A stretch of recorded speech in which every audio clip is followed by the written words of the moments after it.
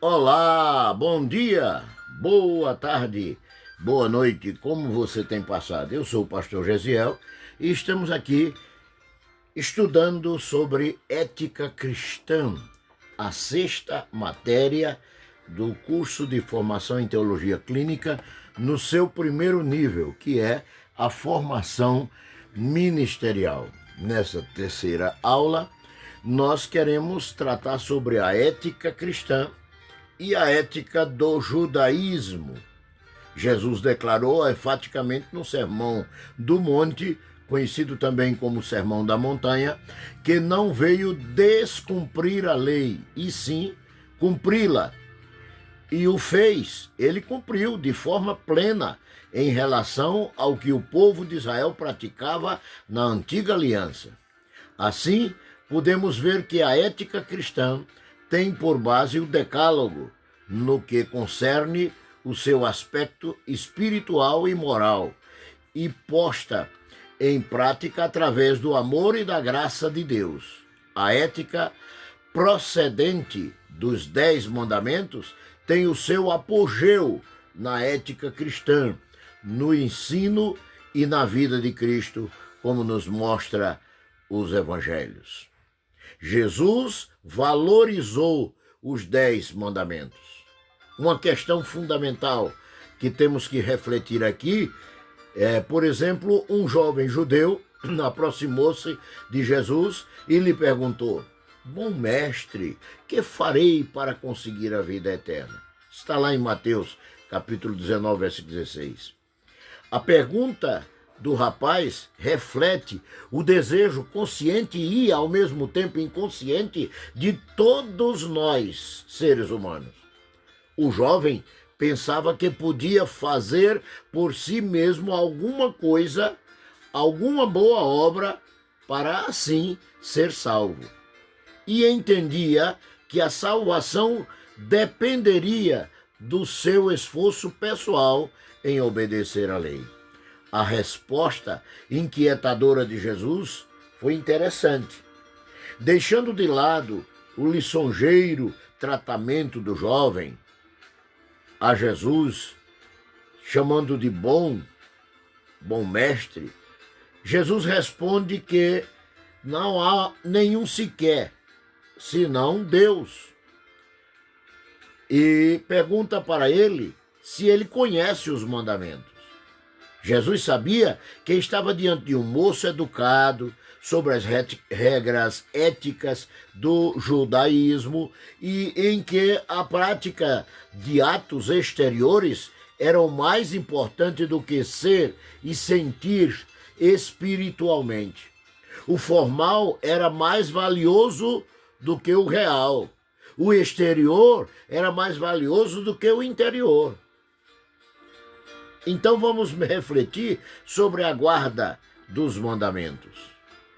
Indagado pelo jovem sobre quais mandamentos para se entrar na vida, Jesus disse: não matarás, não cometerás adultério, não furtarás, não dirás falso testemunho, honra teu pai e a tua mãe, amarás ao teu próximo como a ti mesmo. Está tudo isso lá em Mateus capítulo 19, versículo 18 e 19. O moço disse que cumpria tudo isso desde que era criança. Jesus, conhecendo o coração daquele moço, lhe ordenou que vendesse tudo o que tinha para dar aos pobres. Diante desse mandato, o jovem saiu triste e decepcionado. O moço não era um tão terrível pecador, mas não estava disposto a abrir mão de sua fortuna para cumprir apenas um mandamento: amarás ao teu próximo como a ti mesmo. Jesus começou por Êxodo, capítulo 20, versículo 13, e terminou com Levítico, capítulo 19 e o versículo 18. À luz da ética cristã, o que importa não é só o não fazer, mas o praticar o que é justo e reto, movido pelo amor, de acordo com a vontade de Deus, o amor a Deus e o amor ao próximo. o cumprimento da lei. No Sermão da Montanha, ou Sermão do Monte, Jesus foi categórico ao afirmar que não veio para revogar a lei, mas para cumpri-la. Mateus capítulo 5, versículos 17 a 19. Com tal expressão, Jesus quis mostrar que, não obstante ter ele instaurado uma nova aliança essencial do Decálogo, não estava abrogando a lei de Moisés. Jesus valorizava o interior muito mais do que o exterior.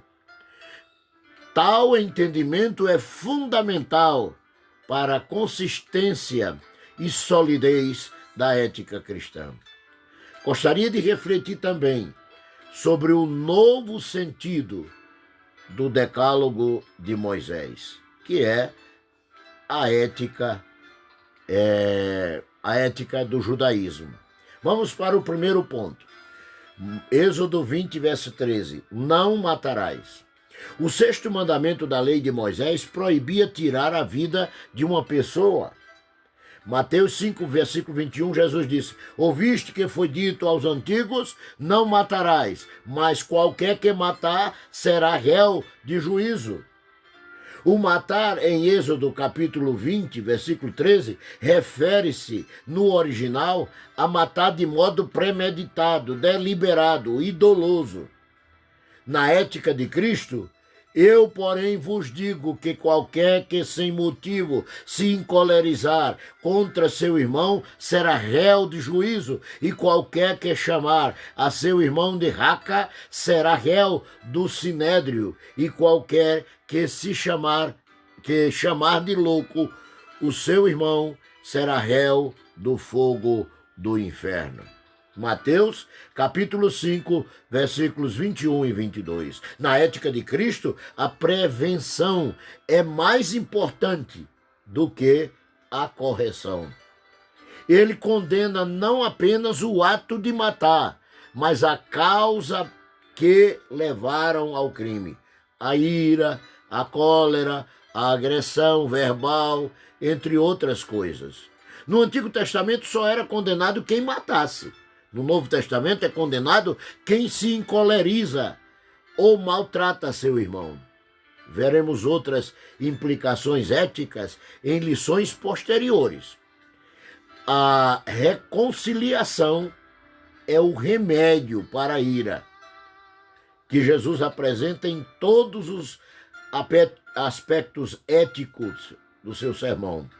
Especificamente, nós vamos encontrar isso num extenso texto de Mateus capítulo 22, versículo 1, ao capítulo 26, versículo 75. Confira lá depois desta aula. Segundo mandamento, não adulterarás. Êxodo 20, versículo 14, e Deuteronômio 5, versículo 18. O sétimo mandamento visava valorizar e proteger a família e o casamento, livrando-os dos males funestos e destruidores da infidelidade conjugal, bem como defender a pureza sexual. Ouviste o que foi dito aos antigos: não cometerás adultério, disse Jesus em Mateus capítulo 5, versículo 27. O adultério só era realmente condenado se ocorresse a conjunção carnal. Na ética cristã, que é a ética de Cristo, ele diz em Mateus 5, 28, eu, porém, vos digo que qualquer que atentar numa mulher para cobiçá-la, já em seu coração cometeu adultério. Basta olhar e desejar no coração, para Jesus já é adultério. A exigência agora é muito maior, porque parte do motivo e não apenas do ato. Cristo não condena o ato e os pensamentos impuros, as fantasias sexuais, envolvendo uma pessoa que não é cônjuge do transgressor. É condenado o adultério mental. O 10º mandamento abrange esse pecado, lá em Êxodo 20, versículo 17 e 5 de Deuteronômio, versículo 21. Quanto ao divórcio, Deuteronômio 24, versículo 1, fala: o homem podia divorciar-se de sua esposa por qualquer motivo. Veja que está escrito. Também foi dito: qualquer que deixar a sua mulher, que lhe dê carta de divórcio. Disse Jesus, repetindo a lei, lá em Mateus capítulo 5, versículo 31, e o capítulo 19, o versículo 3. O marido podia repudiar a mulher, caso não achasse graça aos seus olhos, ou por achar nela coisa feia, mandava ela embora. Na ética de Cristo, ele diz: eu, porém, vos digo que qualquer que repudiar sua mulher, a não ser por causa de prostituição, faz que ela cometa adultério. E qualquer que casar com a repudiada comete adultério. Mateus capítulo 5 e versículo 32. Para Cristo, só há infidelidade em suas diversas formas que justifica o divórcio, caso não haja perdão do cônjuge que foi ofendido na infidelidade. Em nossos tempos, tal caso piora em relação à mulher como transgressora, como se o homem não fosse igualmente transgressor. Olho por olho e dente por dente. Êxodo 21, versículo 24. No Antigo Testamento, dizia, e Jesus repete: ouviste que foi dito? Olho por olho e dente por dente. Mateus 5,38. Na ética de Cristo ele diz: eu, porém, vos digo que não resistais ao mal, mas se qualquer te bater na face direita, oferece-lhe também a outra, e ao que quiser pleitear contigo, tira-lhe e tirar-te a vestimenta, larga-lhe também a capa. E se qualquer te obrigar a caminhar 1 milha, vai com ele 2. Mateus capítulo 5, versículo 39 a 41. A conduta cristã é mais exigente do que a era da conduta da lei. Dar a outra face a qualquer que lhe bater, ou mesmo no sentido figurado, não é comportamento comum ou fácil de praticar, mesmo pelo mais santo dos crentes em Jesus Cristo. Só com a graça de Deus e o poder do Espírito Santo é possível cumprir este preceito ético cristão. Isso ocorre com frequência em tempos de perseguição à igreja. Numa época como a atual, em que há endeusamento dos direitos humanos, um crente precisa ter um acurado discernimento espiritual se vier a perseguição. O amor ao próximo.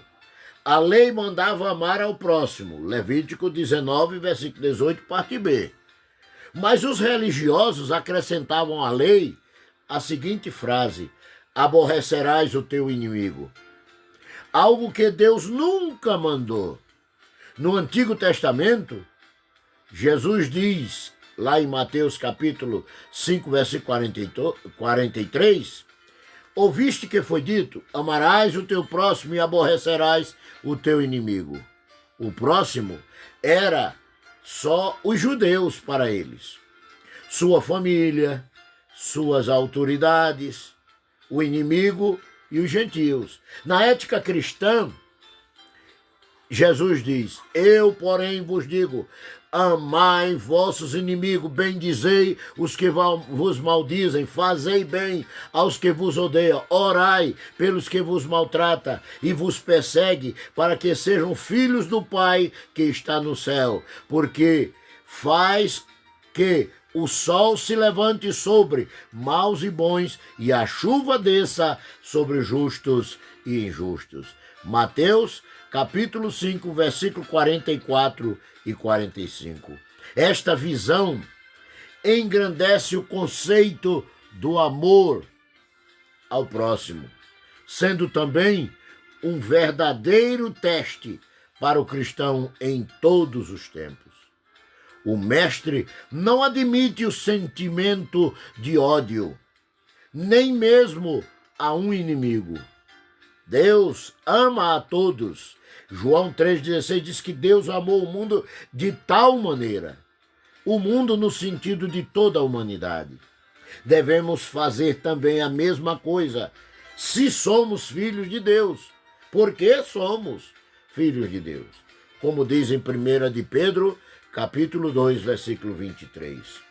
Concluindo esta aula, vemos que os princípios espirituais do Decálogo integram-se às leis do reino de Cristo, expostas no Sermão do Monte. Os antigos cumpriam os mandamentos e estatutos em Israel de modo formal e frio. Se para os homicidas havia condenação, os que odiavam ficavam impunes. Contudo, Jesus deu aos mandamentos um sentido muito mais profundo, elevado, espiritual e ampliado. O seu entendimento tornando-os instrumento de justiça, bondade e amor de Deus. Até a próxima aula, quando estaremos estudando sobre a ética e as questões da humanidade.